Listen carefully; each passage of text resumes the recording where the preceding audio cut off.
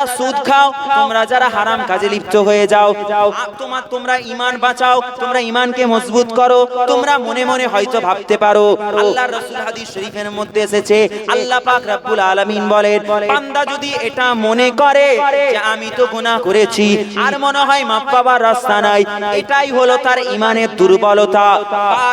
বারবার শয়তান চায়, বারবার মানুষের মনে উসওয়াসা ভরে দেয়। কি উসওয়াসা? না সেটা ভরে দেয় যে মানুষ যাতে মনে করে আমি গুনাহ করেছি, আমি তো শরাব পান করেছি, আমি তো মানুষের মাল আত্মসাৎ করেছি, আমি তো জিনা করে ফেলেছি, আমি তো একটা মহিলার সঙ্গে কুকর্ম করে ফেলেছি, আমি তো একটা মুমিন বান্দার অন্তরে কষ্ট দিয়ে ফেলেছি। এবার মনে হয় আল্লাহ পাক রব্বুল আলামিন কোন রাস্তা রাখে না, আল্লাহ মাফ করবে না। কিন্তু না, হাবিবুল্লাহ বলছেন, আমার আল্লাহ পাক জানিয়ে দিয়েছে, আমি আকা মাওলা জানিয়ে দিলাম, আল্লাহর দরবারে একটি বান্দা, যেই বান্দাটা গুনাহ করেছে উহুদ পাহাড় সমতুল্য গুনাহ নিয়ে আল্লাহর দরবারে সিজদায় পড়ে যায়, সিজদায় লুটিয়ে একটি মাত্র সিজদা করে আর আল্লাহর দরবারে চোখের পানি ফেলে আল্লাহর দরবারে পড়ে, আস্তাগফিরুল্লাহ আস্তাগফিরুল্লাহ তেলাওয়াত করে, আল্লাহ তুমি মাফ করে দাও, ক্ষমা করে দাও, তুমি দয়াময়, তুমি ক্ষমাশীল, তুমি অতীব দয়ালু, এই বলতে বলতে আল্লাহর প্রশংসায় বান্দা চোখের পানিকে বইয়ে দেয়। আল্লাহর হাবিব বলছেন, আল্লাহ ওয়াদা করেছেন, এই হাবিবুল্লাহ, এই সুলতানুল আম্বিয়া, এই ইমামুল মুরসালিন, আমি আল্লাহ পাক বান্দার চোখের এক বিন্দু পানি জমিনে পড়ে জমিন ভিজার আগেতে আমি আল্লাহ পাক আরশে মুআল্লাতে তার গুনাহ খাতাকে maaf করে দিয়ে আমি আল্লাহ পাক তাকে বেগুনাহ বানিয়ে দিব। জোরে বলেন সুবহানাল্লাহ। মুসলমানের ছেলেরা, নবীর উম্মত উম্মতিরা, আয়াকা মাওলা বলছে একটি ঈমানদীপ্ত আলোচনা শোনো। কোন ঈমানদীপ্ত আলোচনা? না, যায়েদ নামে একটি বালক ছিল, একটি যুবক ছিল, যেই যুবক ঈমানদার যুবক, আল্লাহ পাকের প্রতি ঈমান এনেছে, আমানতু বিল্লাহ, আল্লাহর ফেরেশতাকে স্বীকার করেছে, মালায়েকার প্রতি ঈমান এনেছে, আল্লাহ আসমানি কিতাব পাঠিয়েছে কটি? তাওরাত, জবুর, ইনজিল আর আল কুরআন। কি জি ঠিক না ভুল? আর 100টি হলো সহিফা, 100টি সহিফা। এই 104টি কিতাব মানতে হবে না? হবে না? জি মানতে হবে। 4টি আসমানি কিতাব, 100টি সহিফা কিতাব। ভালো করে বুঝবেন। আল্লাহ বলছেন এই কিতাবের প্রতি তোমাকে ঈমান আনতে হবে, তবেই তুমি ঈমানদার। খ্রিস্টানদের একটি দেখবেন বাইবেল আছে, আছে না নেই? এই বাইবেল তারা বলে এটি আমাদের আসমানি কিতাব, আমাদেরকে রব দিয়েছে। কার মাধ্যমে? না, যিশু খ্রিস্ট, ঈসা আলাইহিস সালাম। আসলেই কি তারা যাকে যিশু খ্রিস্ট মনে করে তিনি কি আসলেই ঈসা রুহুল্লাহ? না, আল্লাহ পাক তুলে নিয়েছেন। কোন আসমানে? কোন আসমানে জি? হ্যাঁ, বা আপনারা তো ওয়াজ শুনেন মাশাআল্লাহ মন দিয়ে, অনেকে বসে থাকে খালি করে বসে থাকে। তাহলে এখানে বসে থাকা একটি ব্যক্তি বলুন তো যে 10টি সাহাবীর নাম আমার মুখস্থ, আমি বলে দিব বাবাজি। কে জানেন? হাত তুলেন তো একটু। 10 জন সাহাবীর নাম পারবেন না কেউ? জি আচ্ছা, ছাড়েন। একটি ব্যক্তি হাত তুলেন যে 10টি বছর ওয়াজ শুনছেন এবং আপনি বলতে পারবেন যে আমি 5টি কলেমা আমি বলে দিব এখানে বসে বসে গড়গড় করে। একটি ব্যক্তি হাত তুলে। কেউ নেই? ভালো করে ওয়াজের মজলিসে বসলে ভালো করে। আমরা শিখেছি কি বলুন তো? আমরা বসে বসে বসে বসে আমরা ঘটনা শুনেছি। ওই ঘটনার উৎস, ঘটনার মূল আলোচ্য বিষয় আমরা বুঝিনি, শুধু সারমর্ম মাথার উপর দিয়ে। যখন ঝড় যায় দেখবেন মাথার উপর দিয়ে হাওয়া বয়ে যায়, শরীরে এসে আটকে যায়, যা বয় মাথার উপর দিয়ে।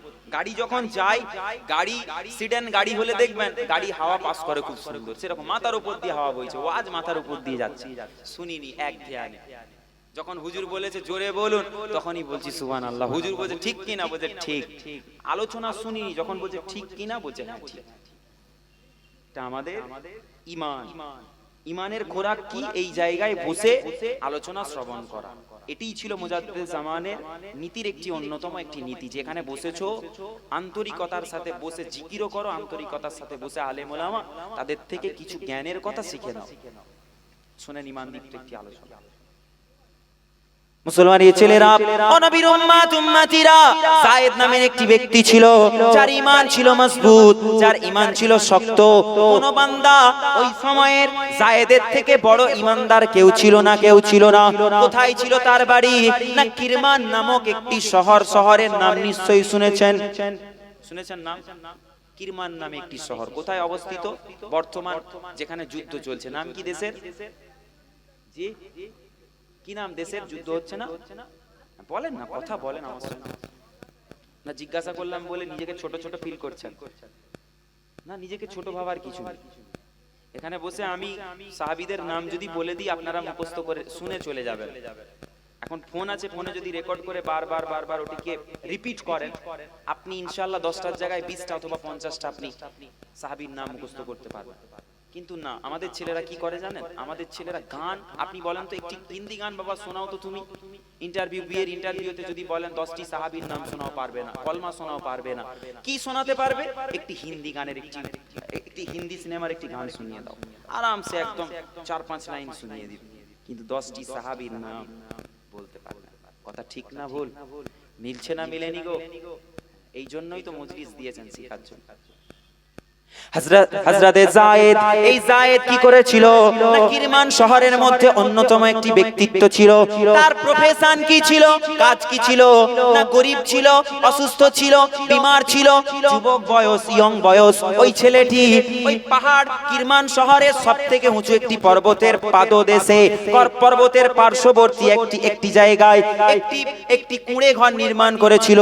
যেই ঘরে বসে বসে বসে বসে আল্লাহর ইবাদত করত, আল্লাহর বান্দেগি করত। আর দুনিয়ার কোন মানুষের পরোয়া সে করত না, কারণ সে জানতো, ইমানদার জানে রিজিকের মালিক হলো আমার আল্লাহ। বান্দাকে আমার আল্লাহ ভুকা রাখে না। হয়তো একদিন ভুকা থাকবো, 2 দিন ভুকা থাকবো, 3 দিন ভুকা থাকবো, আমার আল্লাহ পাক চতুর্থ দিনে ইনশাআল্লাহ আল্লাহ আমার সামনে রিজিক উপস্থিত করে দেবে। হযরতে শেরে খোদা আলী রাদিয়াল্লাহু তাআলা আনহু বলছেন, এই দুনিয়ার মানুষেরা শোনো শোনো, তোমার আমার আল্লাহ পাক তাকদীরের মধ্যে যেটি রেখেছে তোমার জন্য, সেই জিনিসটি 2 পাহাড়ের মাঝখানে যদি থাকে, তোমার সামনে এনে আল্লাহ হাজির করে দেবে। আর তোমার তাকদীরে যেটি নেই, তোমার 2 ঠোঁটের মাঝখানে যদি চলে আসে, তুমি বিসমিল্লাহ বলে খেতে যাবে, আল্লাহ তাকদীরে রাখে না, ওই জিনিসটিকে আল্লাহ পাক মুখ থেকে ছিনিয়ে নিবে, তুমি খেতেও পারবে না। শুনছেন তো? তাকদীরে নেই। আপনি একটি বিস্কিট তুলেছেন, তাকদীরে নেই, বিস্কিটটি কি হবে? আমার হাত থেকে পড়ে যাবে। কে খাবে? কুকুর খাবে। ওই কুকুরের তাকদীরে আল্লাহ লিখে রেখেছে। মুসলমানের ছেলেরা, নবীর উম্মত উম্মতিরা, এই যায়েদ, হযরতে যায়েদ, এনার সময়ে একটি বাদশা ছিল। যেই বাদশা খুব চিন্তিত থাকতো, খুব গভীর চিন্তায় থাকতো। কেন?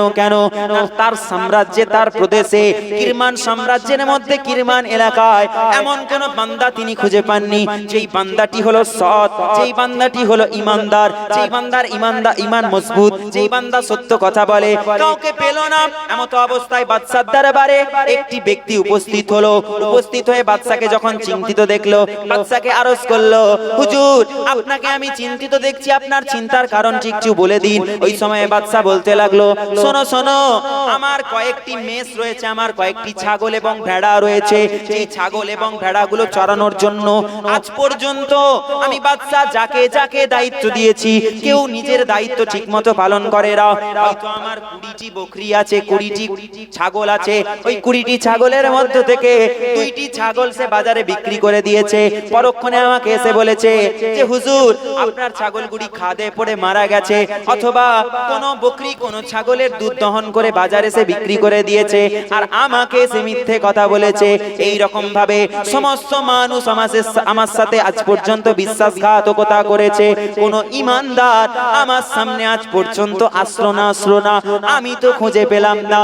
মনে হয় এই কিরমানের মধ্যে এমন কোন ব্যক্তি নাই, এমন কোন ছেলে নেই, যুবক নেই। ওই সময়েতে সামনে দাঁড়িয়ে থাকা উপস্থিত ওই ছেলে জবাব দিতে লাগলো, ওই ব্যক্তি জবাব দিতে লাগলো, ও বাদশা, ও সুলতান, আপনি যদি আমাকে হুকুম করে দেন, আমি এমন একটি যুবক, এমন একটি ছেলেকে আপনার সামনে হাজির করব। হয়তো আপনার তাকে পছন্দ হবে না, কিন্তু বিশ্বাস করুন, আপনি যে আমানত তাকে রক্ষা করতে দিবেন, আপনার আমানতের খেয়ানত সে মৃত্যু পর্যন্ত করবে না। আমানতের খেয়ানত করা একটা গুনাহের কাজ।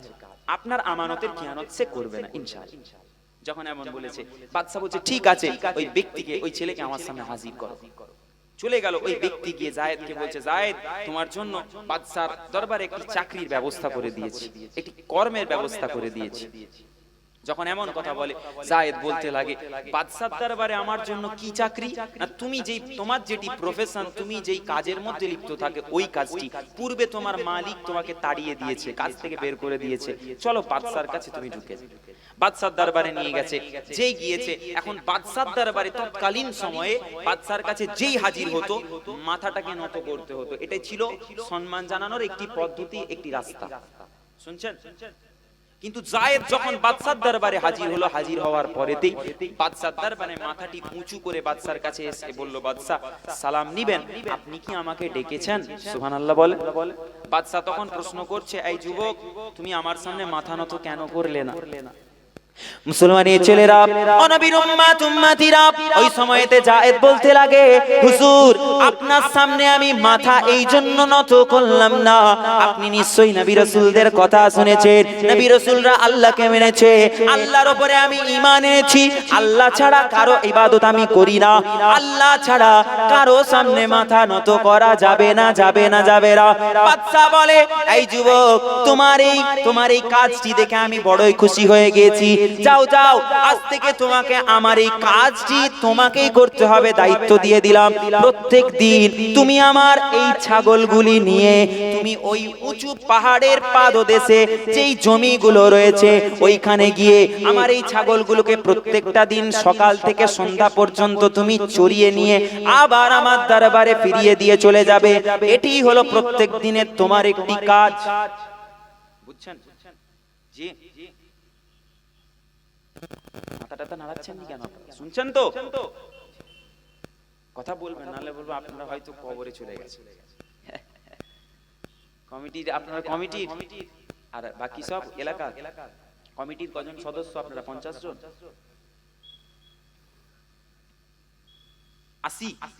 80 জন সদস্য।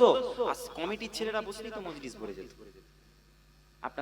আপনারা ভেবেছেন আমরা হ্যাঁ, কমিটির ছেলেরা কি মনে করে জানেন? এটা বললে হয়তো মনে কষ্ট হবে, নজরানা কমিয়ে দিবে। বাবাজি, ওয়াল্লাহি বিল্লাহি, আমি আল্লাহর সত্তার কসম করে বলছি, ওয়াল্লাহি রাব্বিল কাবা, জিজ্ঞাসা করবেন চলে গেল। ওই ছেলেটা এসেছিল, কত টাকা নিল, চুক্তি করেছিল না? আমার খসরত এরকম, আমার বুজুর্গানে দিনদের দেওয়া শিক্ষা। আমার একজন নানা ছিলেন, নাম হয়তো যুবকরা শুনে থাকবে, কারণ ওরা বেশি ফোন ঘাটে, ফেসবুক ইউটিউবে দেখেছে। প্রতাপপুর দরবার শরীফ সৈয়দ খালিদ হুসাইন রহমাতুল্লাহ আলাইহি কে ছিলেন? মিজলা হুজুর পীর কিবলা রহমাতুল্লাহ আলাইহি তিনার খলিফা ছিলেন, ফুরফুরা শরীফের খলিফা, সৈয়দ ঘরানা, আহলে বায়ত ঘরানা।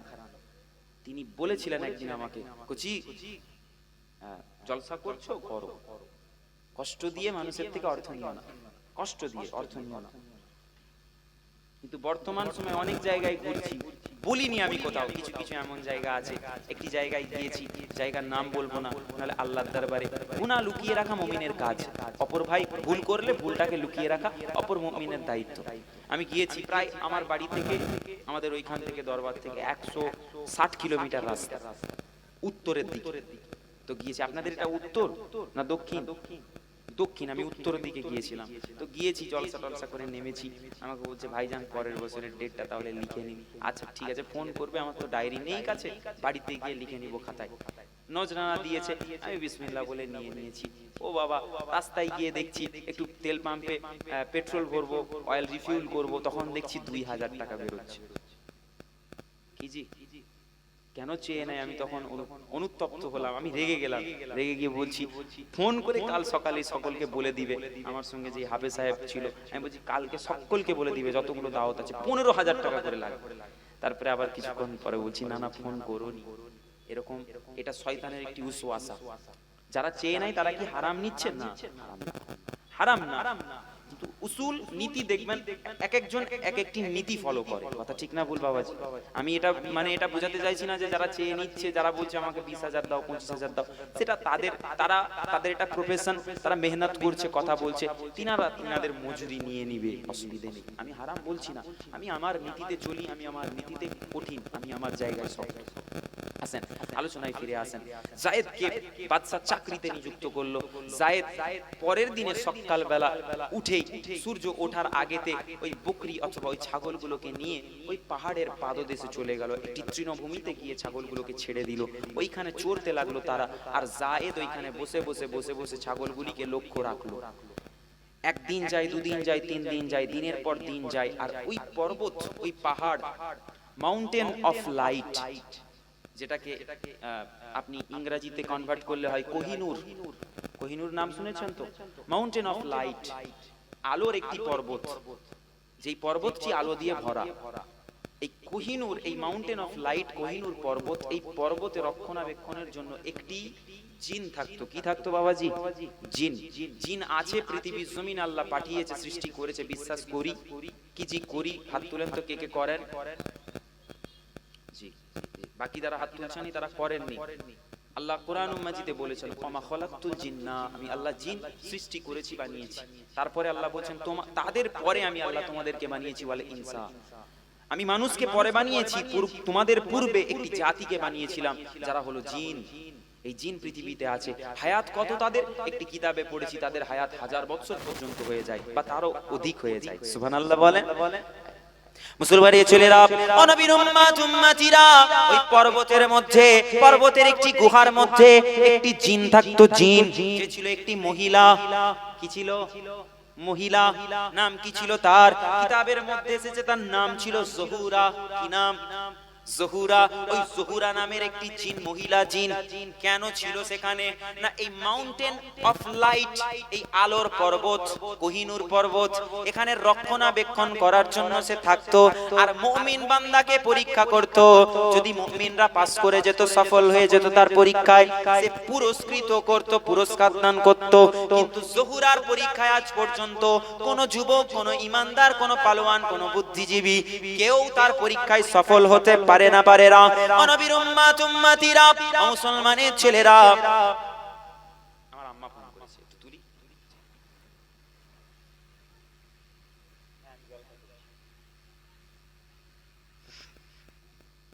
মুসলমানের ছেলেরা, ওই জহুরা নামের ওই মেয়েটি, ওই জিন মেয়েটি কি করলো?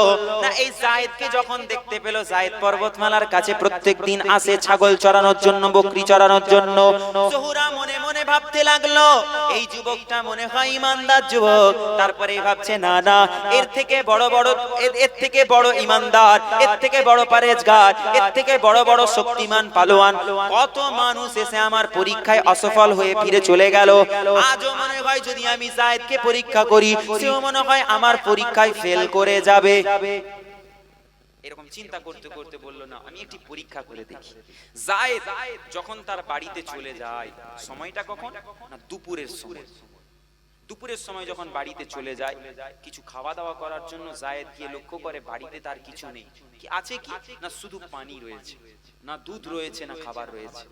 এমতো অবস্থায় ওই জহুরা নামের ওই মেয়েটি কি করলো? একটি মানুষের ছদ্মবেশ নিয়ে, মানুষের সূরত নিয়ে হাজির হলো ওই যায়েদের বাড়ির দরওয়াজার সামনে। কি আওয়াজ দিল? কে আছো বাড়ির ভিতরে? একটি মুসাফিরের হালতে একটি ছেলে একটি মানুষের সূরত ধরে গিয়ে যখন তাকে ডাকতে লাগলো, ওই সময় যায়েদ বাইরে বেরিয়ে এসে জিজ্ঞাসা করলো, আপনি কে? না আমি এসেছি দূর একটি দেশ থেকে, সফর করছি, বিভিন্ন জায়গায় ঘুরছি, সফর করছি, আপনি কি আমাকে কিছু খাবার দিতে পারেন? ওই সময় যায়েদ বলে, দেখুন আমি আমার কাজে ব্যস্ত ছিলাম, কর্ম করতে করতে আমি ক্লান্ত হয়ে গিয়েছি, ক্ষুধার্ত হয়ে গেছি, আমি আমার বাড়িতে খাবার জন্য এসেছি, আমি আপনাকে কি খেতে দিব? আমার বাড়িতে তো কোনো খাবার নেই, আমি নিজেই খেতে পাবো না, আমার রয়েছে সামান্য একটু পানি, আপনি যদি পানি পান করেন আপনাকে আমি পানির লোটা দিচ্ছি, এই পানির পাত্র থেকে আপনি পানিটি পান করে নেন। জোরে বলুন সুবহানাল্লাহ। মুসলমানের ছেলেরা, ও নবীর উম্মত উম্মতিরা, এমত অবস্থায় ওই মুসাফির, ওই জহুরা নামক মেয়েটি বলতে লাগলো, না না যুবক, তুমি যেই ছাগলগুলি ওই দূরে চড়ছে, ওই ছাগলগুলির মধ্য থেকে কোন একটি ছাগলের দুধ দহন করে আমার সামনে হাজির করে দাও, আমি একটু দুধ পান করব। যুবক বলে না না না, আমি পারবো না, পারবো না। কেন পারবে না? না ওই ছাগলগুলি হলো বাদশার ছাগল, সুলতান নিশ্চয়ই আমাকে আমানত দিয়েছে, আমি আমানতের খেয়ানত করতে পারি না, পারি না। এমত অবস্থায় আবার মুসাফির বলতে লাগলো, যাও যাও যুবক, এই যায়েদ যাও, চলে যাও, একটি ছাগল একটি বকরিকে জবহ করে আমার সামনে হাজির করে দাও, আমি তার গোশত খাবো, গোশত রান্না করে দাও। ওই সময় আবার যুবক বলতে লাগে, দেখুন কত ইমানদার, ইমান কত মজবুত, আমানত কিভাবে রক্ষা করছে মানুষের। যায়েদ বলে, না না, পারবো না, আমার বাদশা, তাকে হয়তো আমি মিথ্যে কথা বলে দিব, বাদশা জানবে না, বাদশা বুঝতে পারবে না, কিন্তু আমার আল্লাহ পাক রব্বুল আলামিন তিনি হলেন আলিমুম বিজাতিস সুদূর। বান্দা অন্তরে কি কি চিন্তা ভাবনা করছে আল্লাহ পাক নিশ্চয়ই অবগত আছেন। নবীর উম্মত উম্মতিরা আমা কারু আমা কারাল্লাহ ওয়াল্লাহু খায়রুল মাকিরিন। আমার আল্লাহ পাক রব্বুল আলামিন পরিকল্পনা করেছেন প্রত্যেক বান্দার জন্য। হয়তো আপনি মনে মনে ভেবেছেন আমি জলসায় বসবো না, মেলায় ঘোরাঘুরি করব। আমার আল্লাহ চান যে বান্দা আমার বান্দা আব্দুল্লাহ, আমার বান্দা আব্দুর রহমান, আমি আল্লাহ তাকে মেলায় ঘুরতে দিব না, আমি তাকে রাস্তায় থাকতে দিব না। আমার রহমতের সামিয়ানার নিচে গুনাহ মাফ করার জন্য আমি আল্লাহ তাকে বসিয়ে দিব। এইভাবে বান্দার তাকদীরে আল্লাহ লিখে দেন কে কোথায় কোন জায়গায় বান্দা কার রিজিক রয়েছে, কোথায় বসবে, কোথায় খাবে, কোথায় মরবে, আমার আল্লাহ পাক ছাড়া কেউ অবগত নন। ও নবীর উম্মত উম্মতিরা যখন যায়েদ এরকম বলতে লাগে, ওই মুসাফির ব্যক্তি বলতে লাগে, এই ছেলে তুমি কি আমাকে খাবার দিবে না, তুমি কি আমাকে বকরিটা জবহ করে দিবে না? বলে, না না, পারবো না, পারবো না। এমত অবস্থায় মনে মনে সুহুরা ভাবতে লাগে, আমি যদি তাকে অর্থের জন্য লোভ দেখাই, অর্থের লোভে পড়ে আমাকে হয়তো বকরিটা দিয়ে দিতে পারে, বকরির গোশত খাইয়ে দিতে পারে। এমত অবস্থায় নিজের পকেট থেকে কিছুটা স্বর্ণ মুদ্রা বের করলো, স্বর্ণ মুদ্রা বের করে যায়েদের সামনে পেশ করে দিয়ে বলতে লাগলো, এই যুবক দেখো দেখো, তুমি যদি আমাকে ছাগলের গোশত খেতে দাও, আমি তোমাকে এই স্বর্ণ মুদ্রাগুলো উপহার হিসেবে দিয়ে দিব। এমত অবস্থায় যায়েদ বলে, না না না, আমি যায়েদ, আমার ঈমানকে তুমি টাকা দিয়ে কিনতে পারবে না, পারবে না। যে আল্লাহ পাক সবকিছু অবগত আছে, যে আল্লাহ আমাকে সৃষ্টি করেছেন, যে আল্লাহর কুদরতি হাতে আমার জান, আল্লাহ চাইলে আমাকে এক্ষুনি মেরে ফেলতে পারে, আর তুমি আমাকে টাকার লোভ দেখিয়ে বলছো আমানতের খিয়ানত করতে। আমি পারবো না, পারবো না, যাও যাও, চলে যাও, চলে যাও, হয় পানি পান করো, না হয় তুমি ভুকা থাকো। এতে তোমার অন্তর যদি কষ্ট হয়, অন্তরে যদি ব্যথা লাগে, আমার কিছু করার নাই, কিছু করার নাই। আল্লাহর জন্য মহাব্বত করা, আল্লাহর জন্যই মানুষের সাথে শত্রুতা করা, এটাই নবী রাসূলদের থেকে আমি শিখেছি। এমত অবস্থায় ওই মুসাফির সঙ্গে সঙ্গে অদৃশ্য হয়ে যায়। যায়েদ মনে মনে ভাবতে লাগে, আমি তো সারা দিন ক্ষুধার্ত আছি, এই ক্ষুধার জ্বালা যন্ত্রণায় আমার চোখটা মনে হয় একটু ভুল দেখছে, কোন ব্যক্তি মনে হয় আমার কাছে আসে না। এখন আমি জলসা করছি, করতে করতে করতে করতে যদি হঠাৎ করে উধাও হয়ে যায়, আপনারা কি ভাববেন? মনে হয় ভুল দেখছিলাম, কোনো হুজুরই আসেনি। যায়েদ ভাবছে আমার সামনে কেউ আসেনি, আমি ভুল দেখেছি। আর ওই মহিলা গিয়ে ভাবছে যে এই ছেলের ঈমানটা নিশ্চয়ই মজবুত, নিশ্চয়ই আমার প্রত্যেকটা পরীক্ষায় সে পাস করে যাবে, আমি তাকে আর কতগুলি পরীক্ষা করে দেখি। আর এই পরীক্ষা আল্লাহ পাক ওসিলা বানিয়েছিলেন ওই মহিলাকে পরীক্ষা করার জন্য, বান্দার জন্য আল্লাহ ওসিলা পাঠিয়ে দেন, মাধ্যম পাঠান। ইয়া আইয়ুহাল্লাযীনা আমানু ওয়াবতাগু ইলাইহিল ওয়াসিলা। ওসিলা তালাশ করতে হবে, ওসিলা কোথায় পাওয়া যাবে? ওসিলা কোথায় পাবেন না? ওসিলা সালফে সালিহিনদের কাছে, মুত্তাকিদের কাছে, ওসিলা ইমামদের কাছে। ওসিলা হিদায়াত কোথায় পাবেন? হিদায়াতের ওসিলা একটি রয়েছে, হিদায়াতের ওসিলা কোথায়?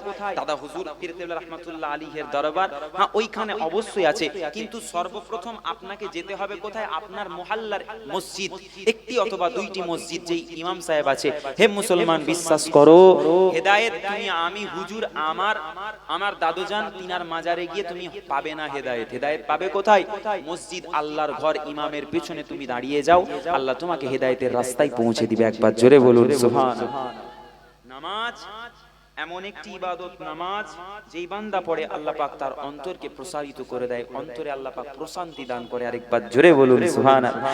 মুসলমানের ছেলেরা, ও নবীর উম্মত উম্মতিরা, যায়েদ আবার কিছুদিন যাওয়ার পরেতে ওই মহিলা আবার মনে মনে ভাবে আমি আরো একটি পরীক্ষা তার সঙ্গে করব। কেমন পরীক্ষা? না, যায়েদ যখন আবার 1 তারিখে ওই বকরিগুলো চারণ করছে, চড়াচ্ছে, বকরিগুলো বকরির জায়গায় যায়েদ একটু দূরে বসে বসে লক্ষ্য করছে।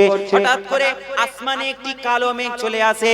এই কালো মেঘ আসার পরেতে একটি ঝড় শুরু হয়, ঝড় তুফান শুরু হয়। এমত অবস্থায় ওই বকরিগুলো চারিদিকে ছুটা দৌড়া করতে লাগে।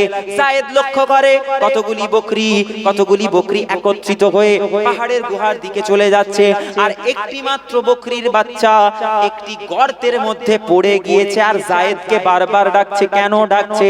কারণ অবলা জন্তু জানোয়ারও বোঝে আমার মালিককে। আপনার বাড়িতে একটা বিড়াল থাকলে দেখবেন, আপনি রাত্রে বাড়ি যাবেন, বিড়ালটা এসে আপনার পায়ের কাছে ঘুরবে। কেন? খেতে দিবে মালিক। আমি যখন দাওয়াত থেকে যাই, আমার একটি বিড়াল আছে, আমার একটি বিড়াল, নাম কি রেখেছি? মুআজ্জা। কি নাম? মুআজ্জা। আল্লাহ রাসূলের পছন্দনীয় নাম। তো ওই একটি বকরি যায়েদকে বারবার ডাকছে। যায়েদ চিন্তা করছে, আল্লাহ, আমি যদি বাকি বকরিগুলোর সঙ্গে চলে যাই, এই ঝড়ের কবল থেকে বেঁচে যাব, প্রাণে বেঁচে যাব, জানও হেফাজত হবে, বকরিগুলোও বেঁচে যাবে। আর আমি যদি ওই একটি বকরির বাচ্চাটাকে বাঁচাতে যাই, তাহলে হয়তো আমারও জীবন যাবে, বকরিটারও জীবনও হয়তো চলে যাবে। এখন জীবন